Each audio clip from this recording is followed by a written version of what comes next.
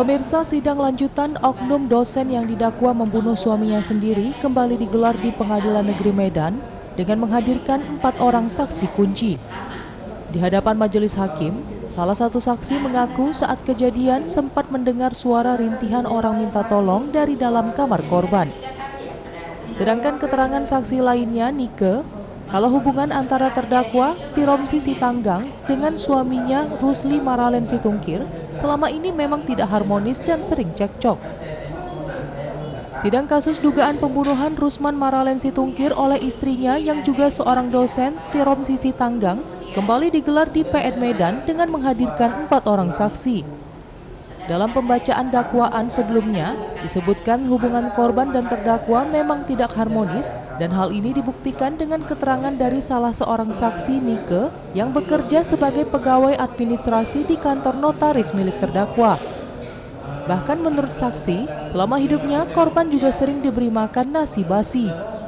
Terdakwa juga memanggil korban dengan sebutan predator. Sementara saksi lainnya, Surya Bakti alias Ucok, dalam keterangannya menyebut ada 4 kali mendengar suara rintihan minta tolong dan pada saat jeritan minta tolong keempat kalinya, ada juga suara bisik-bisik, tapi suara yang lebih kuat jeritan minta tolong suara korban. Saksi dapat memastikan suara minta tolong itu adalah suara korban, karena sekali 3 hari, korban datang ke belakang tempat saksi kerja. Selain itu, keterangan saksi lainnya, Charles Robinson Ritonga, Humas Rumah Sakit Advent, menerangkan pertama kali datang melihat korban diantar ke rumah sakit, dirinya meragukan jika korban kecelakaan, karena tidak ada bekas pasir-pasir jalanan di bagian tubuh korban. Guna memastikan saksi, Charles kemudian menghubungi petugas unit lantas Polsek Helvetia untuk cek ke lokasi kejadian. Dari keterangan polisi, juga tidak ada ditemukan adanya indikasi kecelakaan di lokasi.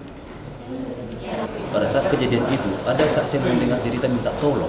Dan di samping jeritan minta tolong itu ada juga suara sahut-sahutan berbisik-bisik, sekalipun tidak tahu itu suara siapa.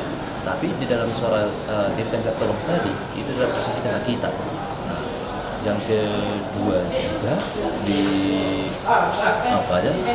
saksi yang lain juga menjelaskan bahwasannya hubungan rumah tangga mereka selama ini ternyata sudah cekcok.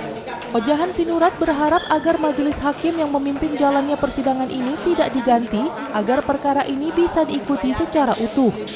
Karena kalau ada pergantian majelis hakim bisa merepotkan dan perkara ini juga cukup menyita perhatian publik. Dari Medan, tim iNews melaporkan.